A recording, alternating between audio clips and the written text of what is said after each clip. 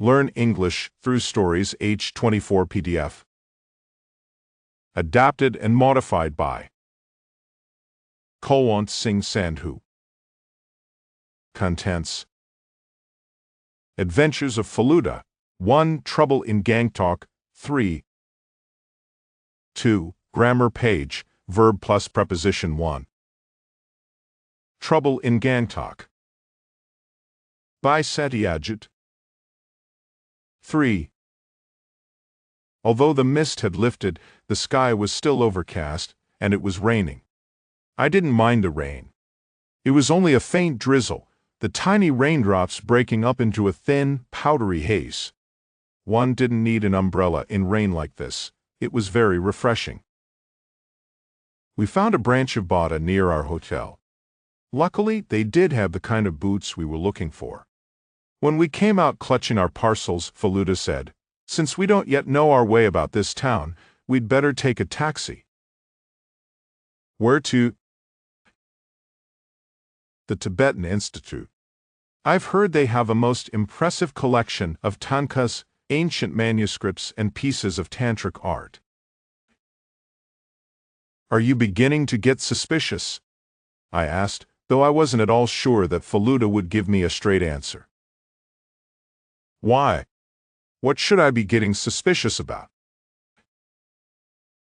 That Mr. Shelvankar's death wasn't really caused by an accident?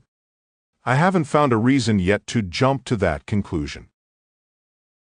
But that statue is missing, isn't it? So what? It slipped out of his pocket and was stolen by someone. That's all there is to it. Killing is not so simple. Besides, I cannot believe that anyone would commit murder simply for a statue that had been bought for 1,000 rupees. I said nothing more, but I couldn't help thinking that if a mystery did grow out of all this, it would be rather fun. A row of jeeps stood by the roadside. Faluda approached one of the Nepali drivers and said, "The Tibetan Institute, do you know the way?" "Yes, sir, I do." We got into the jeep, both choosing to sit in the front with the driver. He took out a woolen scarf from his pocket, wrapped it round his neck and turned the jeep around. Then we set off on the same road which had brought us into town. Only this time we were going in the opposite direction. Faluda began talking to the driver. "Have you heard about the accident that happened recently?" "Yes, everyone in Gangtok has." "The driver of that jeep survived, didn't he?" "Yes, he's very lucky. Last year there had been a similar accident.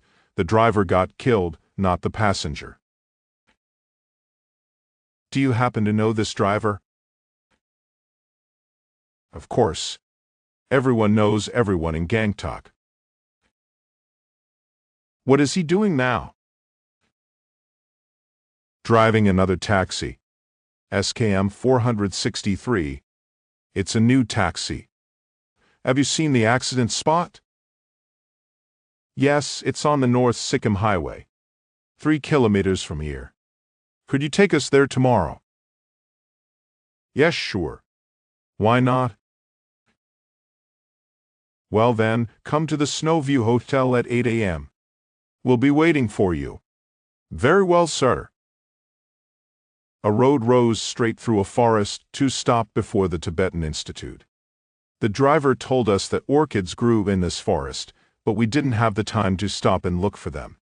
Our jeep stopped outside the front door of the institute. It was a large 2-story building with strange Tibetan patterns on its walls. It was so quiet that I thought perhaps the place was closed, but then we discovered that the front door was open. We stepped into a big hall. Tankas hung on the walls. The floor was lined with huge glass cases filled with objects of art. As we stood debating where to go next, a Tibetan gentleman, clad in a loose Sikkimese dress, came forward to meet us. "Could we see the curator, please?" Faluda asked politely. "No, I'm afraid he is away on sick leave today. I am his assistant. How may I help you?" Well, actually, I need some information on a certain Tibetan statue. I do not know what it's called, but it has 9 heads and 34 arms. Could it be a Tibetan god? The gentleman smiled. Yes, you mean Yamantak. Tibet is full of strange gods. We have a statue of Yamantak here. Come with me. I'll show it to you. Someone brought a beautiful specimen a few days ago. It's the best I've ever seen, but unfortunately that gentleman died. Oh, did he? Faluda feigned total surprise. We followed the assistant curator and stopped before a tall showcase. He brought out a small statue from it. I gasped in horror. Good heavens, was this a god or a monster? Each of its 9 faces wore a most vicious expression. The assistant curator then turned it in his hand and showed us a small hole at the base of the statue. It was customary, he said, to roll a piece of paper with a prayer written on it and insert it through that little hole. It was called the sacred intestine. He put the statue back in the case and turned to us once more. That other statue of Yamantak I was talking about was only 3 inches long, but its workmanship was absolutely exquisite. It was made of gold, and the eyes were 2 tiny rubies. None of us had ever seen anything like it before, not even our curator, and he's been all over Tibet, met the Dalai Lama. Why, he's even drunk tea with the Dalai Lama out of a human skull. Would a statue like that be valuable? I mean, if it was made of gold. The assistant curator smiled again. I know what you mean. This man bought it for 1,000 rupees. Its real value may well be in excess of 10,000. We were then taken on a little tour down the hall, and the assistant curator told us in great detail about some of the other exhibits. Faluda listened politely, but all I could think of was Mr. Shelvankar's death. Surely 10,000 rupees was enough to tempt someone to kill. But then I told myself firmly, Mr. Shelvankar had not been stabbed or strangled or poisoned. He had died simply because a falling rock had hit his jeep. It had to be an accident. As we were leaving, our guide suddenly laughed and said, I wonder why Yamantak has created such a stir. Someone else was asking me about this statue. Who? The man who died? No, someone else. I'm afraid I cannot recall his name or his face. All I remember are the questions he asked. You see, I was very busy that day with a group of American visitors. They were our Chajil's guests, so. When we got back into the jeep, it was only 5 to 5 by my watch, but it was already dark. This surprised me since I knew daylight could not fade so quickly. The reason became clear as we passed the forest and came out into the open again. Thick black clouds had gathered in the western sky. It generally rains at night, informed our driver. The days here are usually dry. We decided to go back to the hotel as there was no point now in trying to see other places. Faluda did not utter a single word on our way back. He simply stared out of the jeep, taking in everything he saw. If we went up this road again, on a different day, I was sure he'd be able to remember the names of all the shops we saw.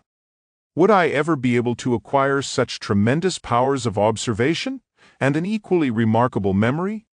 I didn't think so. We saw Mr. Bose again as we got out of our jeep in front of our hotel. He appeared to be returning from the market, still looking thoughtful. He gave a little start when he heard Faluda call out to him. Then he looked up, saw us, and came forward with a smile. Everything's arranged. I am leaving by the morning flight tomorrow. Could you please make a few inquiries for me when you get to Bombay? Asked Faluda. You see, Mr. Shelvankar had bought a valuable Tibetan statue. We must find out if it was sent to Bombay with his other personal effects. All right, I can do that for you. But where did you learn this? Faluda told him briefly about his conversation with Mr. Sarkar and the German photographer. Yes, it would have been perfectly natural for him to have kept the statue with him. He had a passion for art objects, Mr. Bose said. Then he suddenly seemed to remember something, and the expression on his face changed. He looked at Faluda again with a mixture of wonder and amusement. "By the way," he said, "you didn't tell me you were a detective." Faluda and I both gave a start. How had he guessed? Mr. Bose began laughing. Then he pulled out his wallet, and from it, took out a small visiting card. To my surprise, I saw that it was one of Faluda's. It said, Pradosh C. Mitter, Private Investigator. "It fell out of your pocket this morning when you were paying the driver of your Jeep," Mr. Bose told us. He picked it up and gave it to me, thinking it was mine. I didn't even glance at it then, but saw it much later anyway. "I'm going to keep it, if I may, and here's my own card. If there is any development here, I mean if you think I ought to be here, please send me a telegram in Bombay. I'll take the first available flight." "Well, I don't suppose I'll meet you tomorrow. Goodbye, Mr. Mitter. Have a good time." Mr. Bose raised his hand in farewell and began walking briskly in the direction of the Dak bungalow. It had started to rain. Faluda took his shoes off the minute we got back into our room and threw himself down on his bed. "Ah," he said. "I was feeling tired too. Who knew we'd see and hear so many different things on our very first day?" "Just imagine," Faluda said, staring at the ceiling. "What do you suppose we'd have done if a criminal had 9 heads? No one could possibly sneak up to him and catch him from behind. And 34 arms? What about those? Yes, we'd have had to use 17 pairs of handcuffs to arrest him." It was raining quite hard outside. I got up and switched on the lights. Faluda stretched out an arm and slipped his hand into his handbag. A second later, he had his famous blue notebook open in front of him and a pen in his hand. Faluda had clearly made up his mind that there was indeed a mystery somewhere, and had started his investigation. "Can you tell me quickly the name of each new person we have met today?" I wasn't prepared for such a question at all, so all I could do for a few seconds was stare dumbly at Faluda. Then I swallowed and said, "Today, every new person. Do I have to start from Bagdogra?" "No, you idiot. Just give me a list of people we met here in Gangtok." "Well, Satyajit data." "Wrong. Try again." Sorry. I mean Satyajit Bose. We met him at the airport in Bagdogra." "Right. Why is he in Gangtok?" "Something to do with aromatic plants, didn't he say?" "No, a vague answer like that won't do. Try to be more specific." "Wait. He came here to meet his partner, Shivkumar Shelvankar. They have a chemical firm. Among other things, they—" Okay, that'll do. Next, the hippie. "His name? Helmet?" "No, not Helmet. It's Helmet. And his surname? Hungar." "What brought him here?" "He's a professional photographer, working on a book on Sikkim. He had his visa extended." "Next." "Nishikanta Sarkar. Lives in Darjeeling. No idea what he does for a living. He had a Tibetan statue which he—" I was interrupted by a knock on the door. "Come in," Faluda shouted. The man I was just talking about walked into the room. "I hope I'm not disturbing you," asked Nishikanta Sarkar. "I just thought I'd tell you about the llama dance." "Llama dance? Where?" Faluda offered him a chair. Mr. Sarkar took it, that same strange smile still hovering on his lips. "In Rumtek," he said, "just 10 miles from here. It's going to be a grand affair. People are coming from Bhutan and Kalimpong. The chief lama of Rumtek, he is number 3 after the Dalai Lama, was in Tibet all this while. He has just returned to Rumtek, and the monastery is supposed to be new and worth seeing. Would you like to go tomorrow?" "Not in the morning. Maybe after lunch?" "It's okay. Or if you wish to have a darshan of His Holiness, we could go the day after tomorrow. I could get hold of 3 white scarves. Why scarves? I asked. Mr. Sarkar's smile broadened. That is a local custom. If you wish to meet a high-class Tibetan, you have to present him with a scarf, he'll take it from you, and return it immediately, that's all. That takes care of all the formalities. No, I don't think we need bother about a darshan, said Feluda. Let's just go and see the dance. Yes, I would actually prefer that myself. The sooner we can go the better. You never know what might happen to the roads. Oh, by the way, did you tell anyone else apart from Shelvankar about that statue? Mr. Sarkar's reply came instantly. No, not a soul. Why do you ask? I was curious, that's all. I did think of taking it somewhere to have it properly valued, but I met Mr. Shelvankar before I could do that, and he bought it. Mind you, he didn't pay me at once. I had to wait until the next day. Did he pay you in cash? No, he didn't have that much cash on him. He gave me a check. Look. Mr. Sarkar took out a folded check from his wallet and showed it to Feluda. I leant over and saw it too. It was a National and Grindlays Bank check. Feluda returned it to Mr. Sarkar. Did you notice anything suspicious? Mr. Sarkar asked, still smiling. I realized later that he had a tendency to stammer if he was upset or excited. No, Feluda yawned. Mr. Sarkar rose to go. At this precise moment, there was a bright flash of lightning, followed almost immediately by the ear-splitting noise of thunder. Mr. Sarkar went white. I can't stand thunder and lightning, good night, he went out quickly. It continued to rain throughout the evening. Even when I went to bed after dinner, I could hear the steady rhythm of the rain, broken occasionally by distant thunder. Despite that, it didn't take me long to fall asleep. I woke briefly in the middle of the night and saw a figure walk past our window. But who would be mad enough to go out on a night like this? Perhaps. I wasn't really awake. Perhaps the figure wearing a red garment that I saw only for a few seconds in the flash of lightning was no more than a dream, a figment of my imagination. 2. Grammar page. Verb plus prepositions 1. Verb plus to. Who were you talking to? I was talking to my friend Banta. Who would you like to speak? I want to speak to Santa. When I'm driving, I like to listen to the radio. They apologized to me for their mistake. Can you explain this word to me? I explained to them why I was worried. Let me describe to you what I saw. Phone, text, email, and call, etc. Without to, I called the airline to cancel my flight. I phoned my friend Jeet. I wrote a letter to my sister. Exercise, which is correct. 1a. Can you explain this word to me?